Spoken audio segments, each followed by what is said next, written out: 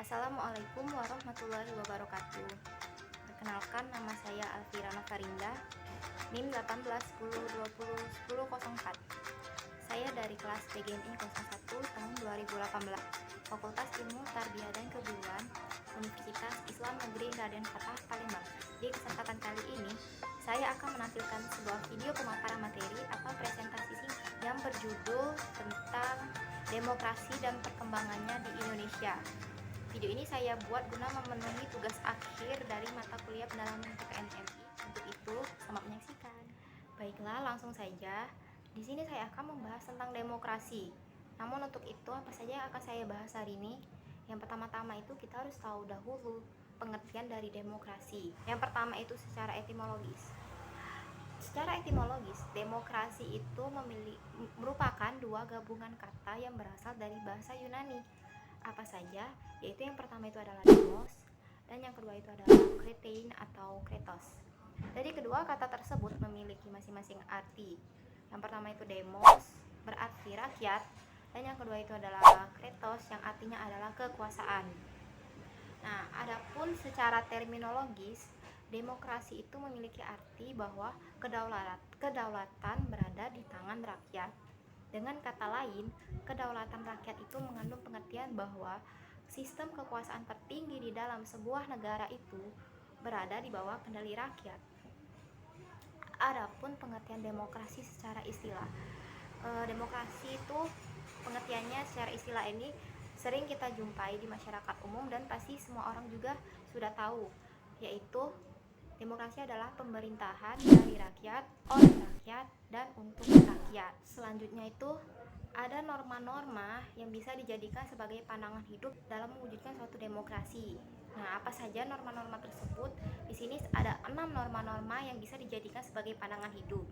Yang pertama itu ada pentingnya kesadaran akan pluralisme. Yang kedua itu adalah musyawarah. Yang ketiga itu adalah melakukan suatu cara haruslah sejalan dengan tujuan. Yang keempat itu adalah norma kejujuran dalam permufakatan. Yang kelima itu adalah kebebasan nurani, persamaan hak dan kewajiban. Dan yang terakhir itu atau yang keenam adalah trial and error, atau bisa diartikan dalam bahasa Indonesianya yaitu percobaan dan salah. Selanjutnya itu ada komponen-komponen yang bisa dijadikan sebagai acuan atau yang terkait dengan tegaknya suatu demokrasi di suatu negara. Apa saja? Di sini ada 4 komponen. Saya akan jelaskan satu persatu. Yang pertama itu ada negara hukum.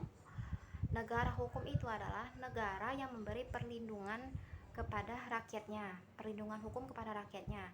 Yang kedua itu adalah masyarakat madani.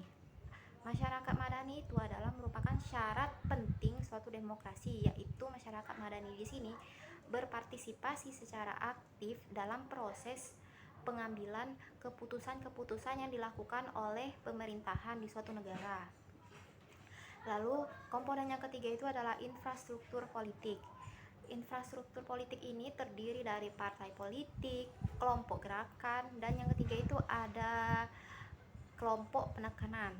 Dan yang terakhir itu atau yang keempat itu adalah pers yang bebas dan bertanggung jawab.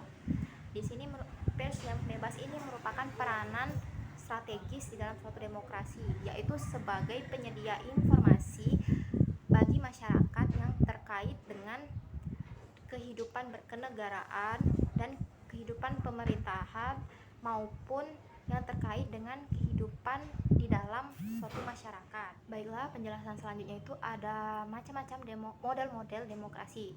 Apa saja? Di sini saya memiliki 4 macam model-model demokrasi. Yang pertama itu ada model demokrasi liberal atau demokrasi parlementer. Yang kedua itu adalah demokrasi terpimpin. Yang ketiga adalah demokrasi Pancasila. Dan yang terakhir, yang keempat itu adalah demokrasi reformasi.